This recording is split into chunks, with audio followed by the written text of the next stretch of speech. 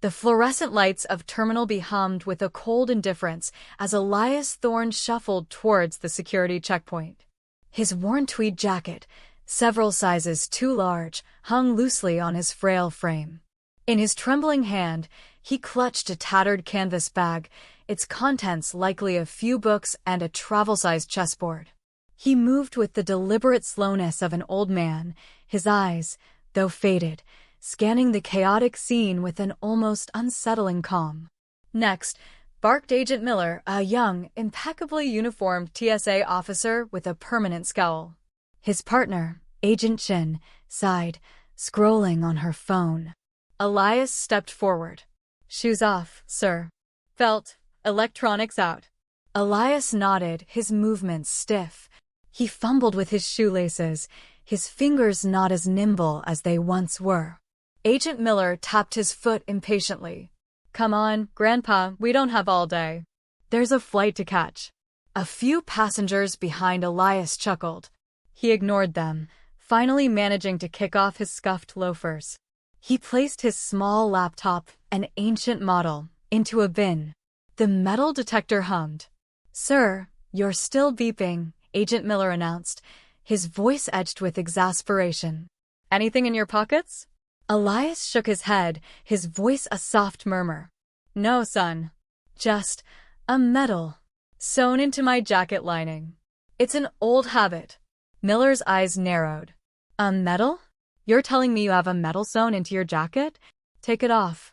"It's quite old and very delicate," Elias explained, his gaze steady. "I prefer not to remove it." "Delicate or not, it's coming off," Miller insisted, a smirk playing on his lips. "You think you're above the rules, old man? We get all kinds here. Flight risk?"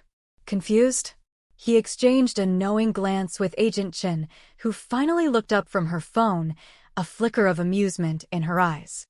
"Supervisor," Miller called out, his voice echoing through the busy terminal. "We have a non-compliant passenger." A stern-faced woman in a crisp white shirt, Supervisor Jenkins, approached, her arms crossed. "Problem, Agent Miller?" "This gentleman here claims he has a medal sewn into his jacket and refuses to remove it for screening," Miller reported, gesturing dismissively at Elias. "Says it's a delicate dot." Supervisor Jenkins looked at Elias, her expression hardening. "Sir, you need to remove your jacket or we'll have to conduct a full pat-down and additional screening. This is standard protocol." Elias sighed, a sound barely audible above the airport din. He slowly began to unbutton his jacket, his hands trembling slightly. As the worn fabric parted, a small, unassuming bronze medal, almost black with age, became visible, stitched securely to the inner lining near his heart. It bore no ribbon, no grand inscription, just a simple, almost crude engraving that read, "For silent service." "See? Just a medal," Miller scoffed, leaning in. "Probably for a bowling tournament or something." "All right, pat him down, Agent Chin." Agent Chin approached, her movements perfunctory as she began the pat-down. Elias stood still, his gaze fixed on a distant departure board, his face revealing nothing. The humiliation was public now, a small crowd of curious passengers beginning to gather, some recording on their phones. Another crazy old man, a woman whispered to her companion. Just then, a sleek black sedan, bearing discreet government plates, pulled up to the curb outside the terminal. A tall, impeccably dressed man in his late 50s, his silver hair neatly combed, emerged, followed by two stern-faced aides. He was Director Wallace, the current head of National Intelligence, a man whose face was instantly recognizable from news channels. He had just arrived for a classified briefing across the country. As Director Wallace strode through the terminal, his sharp eyes, trained to absorb every detail, swept over the security checkpoint. He paused, his gaze fixed on the small, stoic figure of Elias Thorne, his jacket open, revealing the humble medal. A flicker of recognition, then disbelief, then a sudden, profound shift in his demeanor. What in God's name is going on here? Director Wallace's voice, though not loud, cut through the airport noise like a knife. He walked purposefully towards the checkpoint, his aides scrambling to keep pace. Supervisor Jenkins, startled, straightened up. "Director Wallace, sir." "Good morning. Just a routine security check, sir. This gentleman is being a bit uncooperative."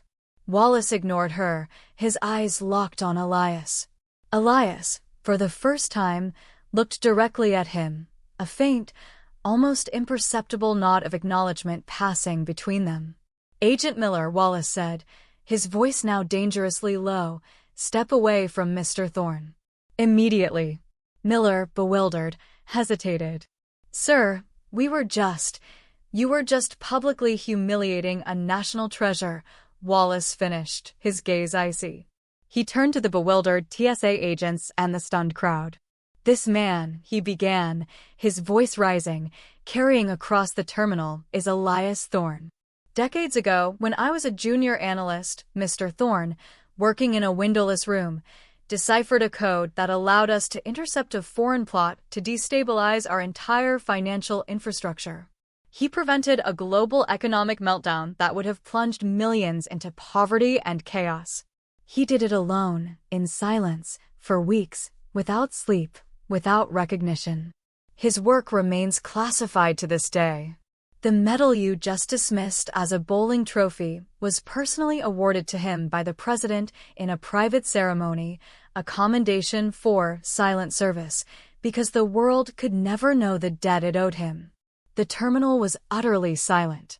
Agent Miller's face had drained of color, his smirk replaced by a gaping, horrified expression. Agent Shin looked as if she wanted the floor to swallow her whole. Supervisor Jenkins stood frozen, her jaw slack. Wallace walked over to Elias, placing a hand gently on his shoulder. "Mr. Thorne, it's an honor to see you, sir. Are you all right?" Elias nodded, a faint, knowing smile touching his lips. "Just trying to catch a flight, Director. Seems I caused a bit of a stir." Wallace turned back to the now mortified agents. "You just stopped the man who, with nothing but his mind, saved this nation from ruin. You judged him by his age and his attire, and you treated him with contempt." He paused, letting his words sink in. "You didn't ask. You assumed. And that, agents, is a far greater security risk than any uncooperative medal." He then turned to the crowd, his voice resonating with quiet authority. "This is a reminder to us all. True heroism often wears no uniform, seeks no spotlight, and carries no fanfare.